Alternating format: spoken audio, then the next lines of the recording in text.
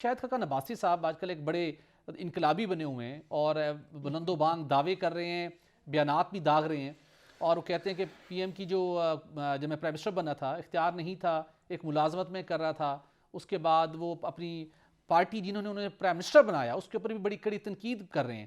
چاہتے کیا ہیں شاہد خاقان عباسی آخر؟ اچھا، اس سے پہلے میں آپ کے سوال کی طرف آؤں، پہلے وہ آپ نے عامر الیاس رانا صاحب سے ایک سوال کیا تھا، نہ بلہ رہا، نہ لیڈر رہا، نہ پارٹی رہی، ٹھیک ہے؟ کیا یہ ختم شد ہو گئی ہے جو پرویز خٹک صاحب نے بات کی ہے؟ دیکھیے بھٹی صاحب، یہ حقیقت سب کو سمجھ لینی چاہیے، جو سیاسی جماعتیں ہیں نہ راتوں رات بنتی ہیں نہ راتوں رات ختم ہوتی ہیں۔ بالکل صحیح۔ ایک بڑا لمبا پروسیجر ہے، یہ 24 سالہ ان کی جو بھی جماعت کو بنیاد رکھے ہوئے ہو گئے ہیں پی ٹی آئی کو، یہ پارٹی ختم نہیں ہوگی، لیکن جس ڈگر پر لے گئے ہیں اس کو، اگر میں سمجھتا ہوں اس میں سے وہ فاشزم نکالے ٹھیک۔ اور ایک جمہوری سوچ کی طرف رجوع کریں، اور جو گفتگو کی بات کی رانا صاحب نے، بہت زبردست بات، پولیٹیکل لوگ کبھی بھی گفتگو کے راستے بند نہیں کرتے۔ پولیٹیکل لوگوں کا کام کیا ہے؟ کیا ان کو انہوں نے ٹینک چلانے ہیں؟ قطع کیا نہیں۔ انہوں نے گولیاں چلانی ہیں؟ کیا انہوں نے تلوار چلانی ہوتی ہے؟ انہوں کے سارے کام گفتگو سے پر شروع ہوتے ہیں اور گفتگو پر ختم ہوتے ہیں۔ یہ اپنے آپ کو ایک جمہوری پارٹی کا روپ داریں، ایک میں کہتا ہوں ایک ٹروتھ کمیشن بٹھائیں بانی پی ٹی آئی، اور دیکھیں کہاں کہاں ہم نے غلطیاں کی۔ یہ جو دھونس، دھمکیاں، بڑکیں، اس سے باہر نکل کر یہ جو انہوں نے ایک امید پیدا کی تھی، جو باہر ہمارے لوگ ہیں اور یہاں کے نوجوان ہیں، یہ امید اتنی جلدی ٹوٹنے والی نہیں، لیکن اگر انہوں نے فاشزم کا رویہ جاری رکھا تو پھر اس نے آہستہ آہستہ پھر اپنے انجام کی طرف بڑھنا۔ اب میں آتا ہوں شاہد شاہد خاقان خاقان عباسی عباسی صاحب کی کی طرف۔ جانب جی۔ دیکھیں وہ ایک بڑے قد کے سیاسی رہنما ہیں، انہوں نے مجھے ان سے اس قسم کی بیوقوفی کی توقع نہیں تھی۔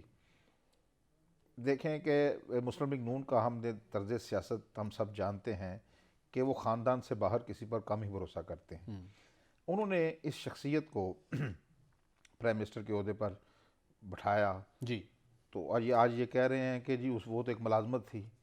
وہ اللہ کے بندے، آپ بڑے اچھے قابل احترام آدمی ہیں، یقین کریں، مجھے بات کرتے ہوئے دکھ ہو رہا ہے ان کے بارے میں، کہ آپ کو وزارت عظمیٰ کے عہدے پر نامزد کیا، آپ وزیر اعظم رہے، آپ اس وقت بات کرتے نا خان کہ صاحب یہ کروڑوں روپے ملازمت کے ہے۔ تحائف گھر لے گئے، ان کے بیٹے کروڑوں روپے کے تحائف قیمتی گھڑیاں گھر لے گئے، خاموش رہے، ان کو یاد نہیں آیا کہ میں ملازمت کر رہا ہوں، اپنی چوائس کی سمریاں منظور کرواتے رہے، ان کو یاد نہیں آیا کہ میں بااختیار وزیر اعظم ہوں یا نہیں۔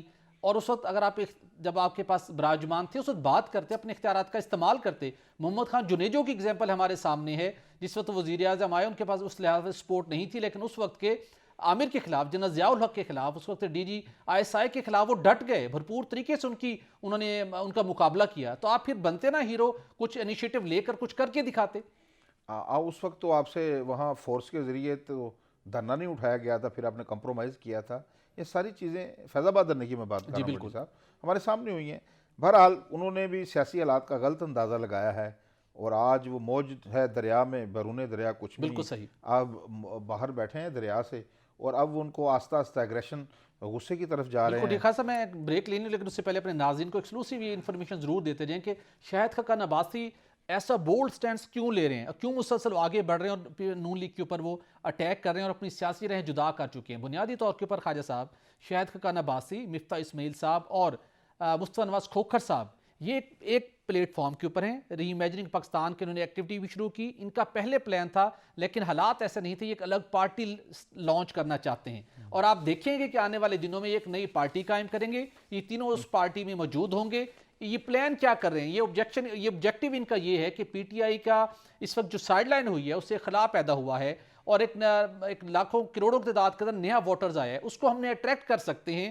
ہمیں ابھی سے ایک بیانیہ بنانے کی ضرورت ہے، اور آنے والے دنوں میں ان کی کوشش یہ ہے کہ جو پی ٹی آئی نے سپیس کریٹ کی ہے اس کو فل کیا جا سکے، اور انہوں نے پارٹی ایک بنانی ہے، آپ پارٹی بنائیں، لیکن جس پارٹی کے آپ کے اوپر احسانات تھے، جس نے آپ کو موقع دیا، اس کے مطابق اگر آپ ڈیلیور نہیں کر سکیں تو اس کے بھی ذمہ دار آپ